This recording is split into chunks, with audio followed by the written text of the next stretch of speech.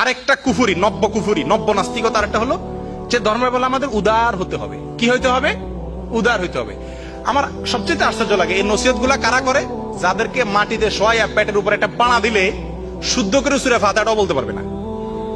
ওনারা ফতুয়া দেন আলেমদেরকে এবং 16 কোটি মানুষকে, মুসলমানকে শিখায় যে ধর্মের ব্যাপারে কি করা উচিত না, বাড়াবাড়ি করা, আর সব ব্যাপারে বাড়াবাড়ি করা যাবে। রাজনীতির নামে, দলবাজির নামে, অস্ত্র নিয়ে মহড়া করে সবকিছু করা যাবে, শুধুমাত্র ধর্মের বেলা কি করা যাবে না?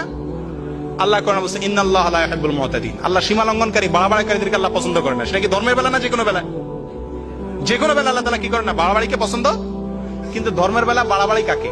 আপনি এটা গান শুনতেছেন, আমি যদি বলি ভাই গানটা শুনেন না প্লিজ, বন্ধ করেন, এটা হারাম, তো সঙ্গে সঙ্গে বলবে কি ভাই ধর্ম নিয়ে বাড়াবাড়ি করা ঠিক না। বাড়াবাড়ি কাকে বলে?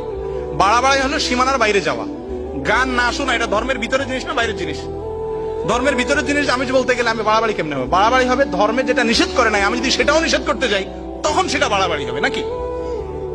আজকে এরা এই কথা বলে শত শত মানুষকে বিভ্রান্ত করতেছে।